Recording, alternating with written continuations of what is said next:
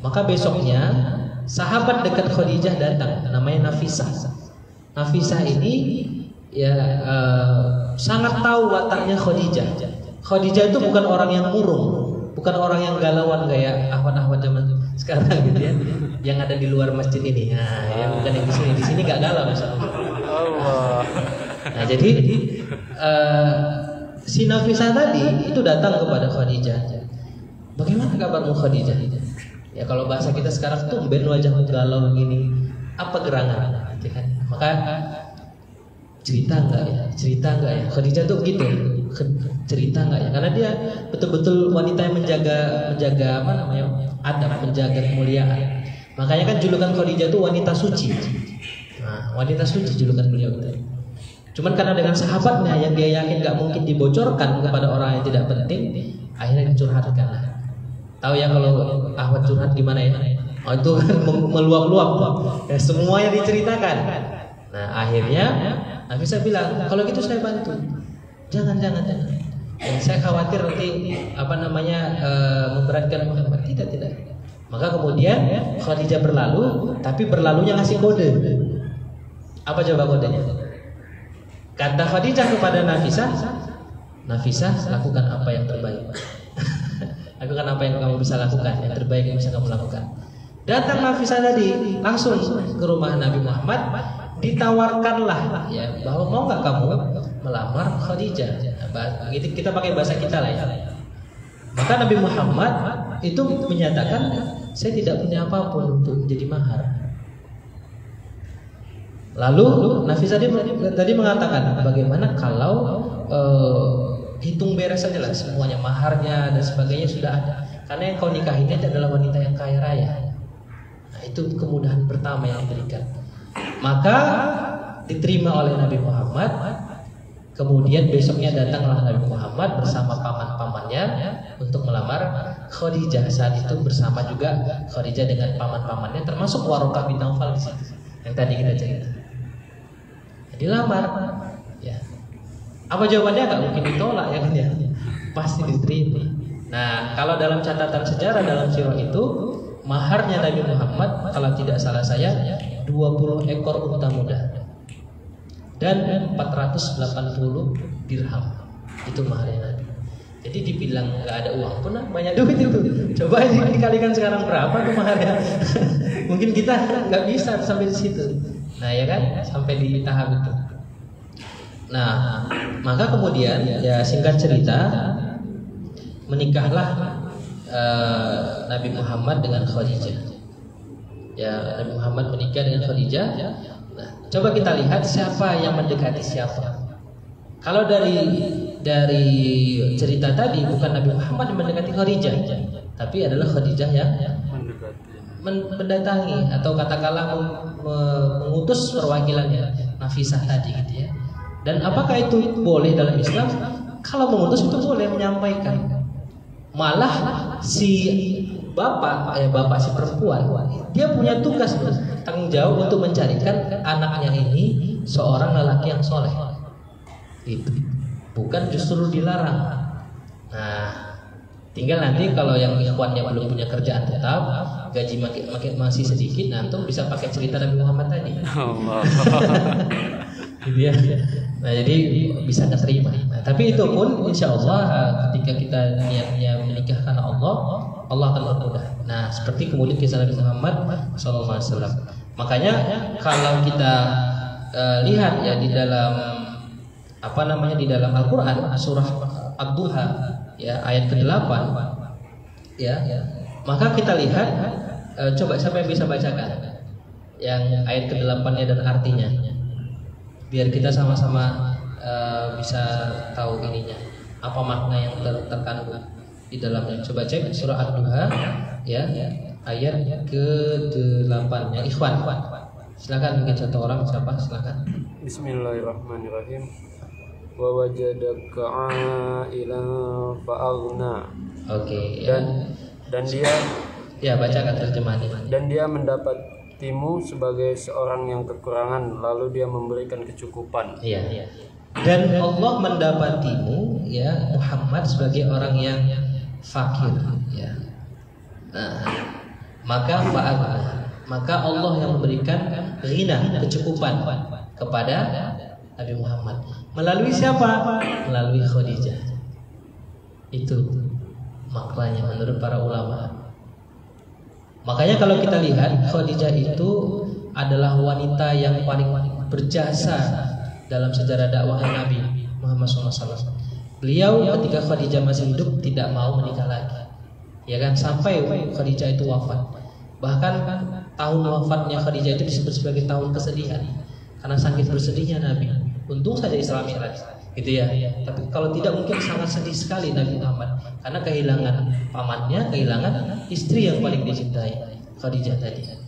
Ketika turun wahyu pertama, ya, yang kita sudah sama-sama tahu, Al-Alaq itu, Iqra bismi rabbikal ladzi khalaq, khalaqal insana min 'alaq, Iqra wa rabbukal akram, seterusnya.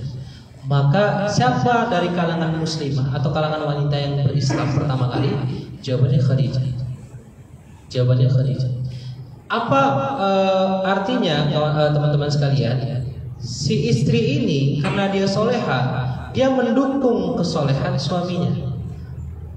Kalau saat ini mungkin kita mencari pasangan hidup atau mungkin sudah punya pasangan, coba dicek apakah betul-betul istri kita itu atau suami kita itu mendukung hijrah kita, mendukung dakwah kita, mendukung perjuangan kita memperbaiki diri.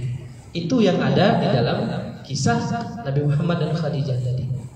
Nah, dan kita tahu Nabi Muhammad itu adalah sebaik-baiknya manusia. Ya, sebaik-baiknya manusia. Bahkan kalau dibandingkan dengan kita semua yang ada di sini, nggak ada apa-apanya. Kita, ya, nggak ada apa-apanya kita. Nah, ketika turun surah Al-Alaq ini, itu kan Nabi Muhammad berada di mana? Di gua, kan? Gua Hiro, ya. Siapa yang mengirimkan makanan ke gua tadi? Khadijah. Kalau kita pasti kan kebanyakan ya. Kalau kita cek di YouTube ya, di Facebook gitu ya, si suami nggak pulang sehari 2 hari. Apa kata si istri? Tidur di luar, kan gitu. Dulu belum ada SMS, belum ada WA. Coba kita bayangkan ini posisi suami istri. Khadijah percaya penuh kepada Nabi Muhammad yang saat itu ke Gua Hiro untuk kemudian tadi berislam, gitu ya, untuk mencari jawaban terkait kondisi Mekah saat itu. Nah, uniknya adalah ketika sesudah pulang, ya Nabi Muhammad itu kan dalam keadaan ketakutannya luar biasa. Bayangkan antum melihat malaikat Jibril saat itu tiba-tiba meluk, ya kan? Iqra, baca. Muhammad ini kan ummi ya, nggak bisa baca, nggak bisa tulis. Ya, maka Nabi mengatakan saya nggak bisa bacanya, dipaksa, dipeluk lagi nggak bisa, sampai ketiga kali baru dibacakan, diilhamkan oleh Allah kalau dalam bahasa Qurannya atau bahasa hadisnya. Baru kemudian Nabi bisa menyebutkan Iqra bismi rabbikal ladzi khalaq, seterusnya. Pulang ke rumahnya itu dalam keadaan keringat dingin. Kenapa? Baru ketemu makhluk begitu. Nah, itu tidak tidak mungkin bisa menjadi tenang kembali kalau tidak didukung oleh istri yang solehah. Sampai di rumah diselimuti, langsung Khadijah itu keluar malam-malam ke Waraqah bin Naufal. Diceritakanlah apa yang terjadi kepada suaminya. Begini dengan rasa khawatir yang luar biasa. Maka kata Waraqah bin Naufal, kalau seandainya itu betul apa yang dikatakan Muhammad, ketahuilah Khadijah dia adalah nabi yang dijanjikan oleh umat akhir ini. Nah, saya merinding cerita ini. Langsung kembali, ya. Kemudian menyampaikan kepada Nabi Muhammad, itu khawatir beliau. Nabi Muhammad pun khawatir. Kenapa? Karena tidak ada, kata Waraqah, nabi yang diutus pada kaumnya kecuali akan dibenci, kecuali akan difitnah, kecuali akan dianggap gila dan seterusnya. Maka wajar hingga hari ini pun kita yang menyampaikan Islam yang hak itu pasti ada musuhnya. Nabi juga pernah begitu. Ya. Bayangkan ya, berapa sih yang masuk Islam di zaman di Mekah saat itu? Cuma 40. Berapa total masyarakat Quraisy? Pernah ada yang cek Google atau YouTube, pernah tahu nggak? Saya kasih tahu ya. Ketika perang Khandaq saja, Abu Sufyan membawa pasukan ke Madinah Ini tahu ya perang Khandaq, perang Ahzab itu kan totalnya 10.000 pasukan melawan 3.000 pasukan di Madinah, pasukan kaum muslimin.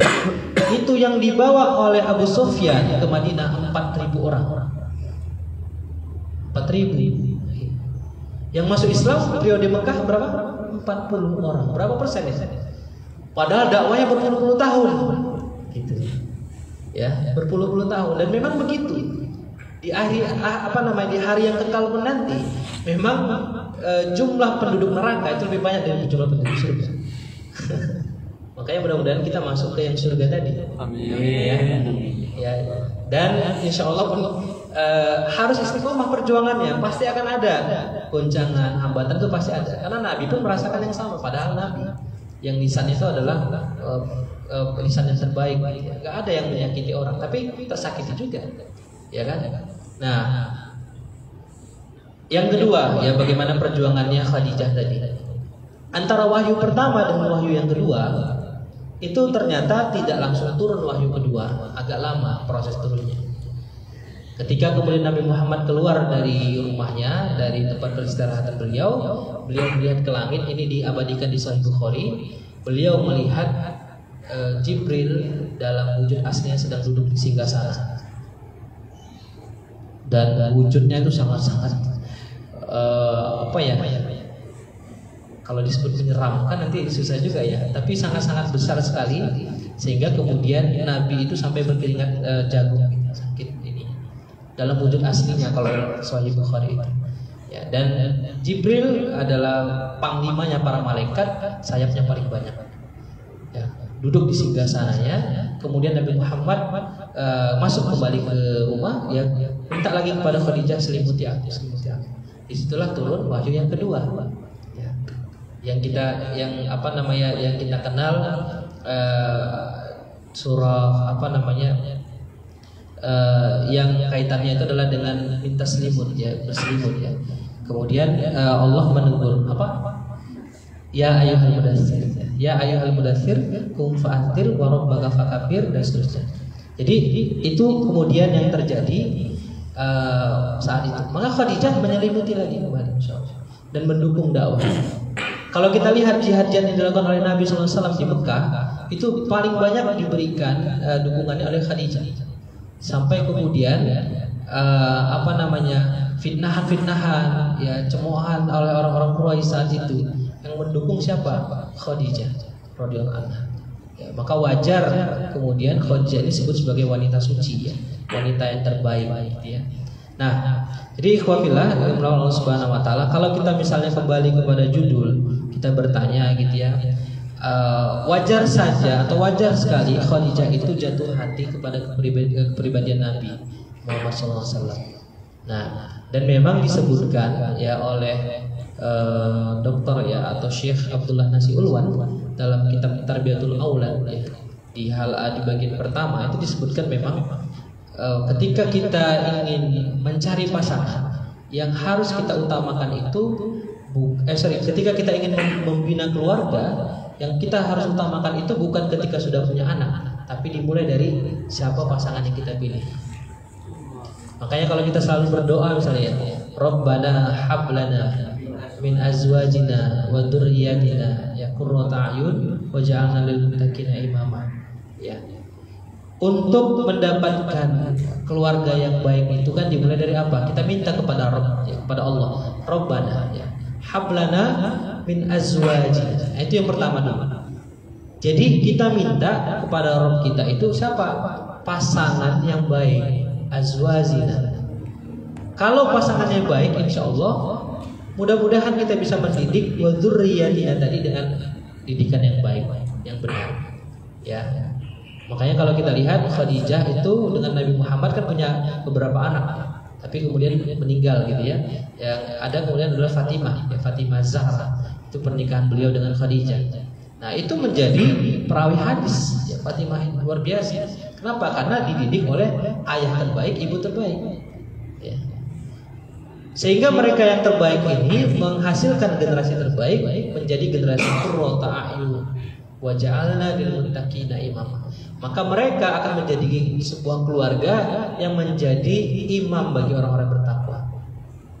Nah, Kadangkala kita lupanya saat mencari pasangan itu hanya melihat dari sisi yang tiga tadi, harta, tahta, fisik gitu ya. Nah, tapi kita lupa bahwa yang terbaik itu adalah agamanya, wataknya. Watak itu akan menjadi baik ketika memang pemahamannya adalah pemahaman Islam.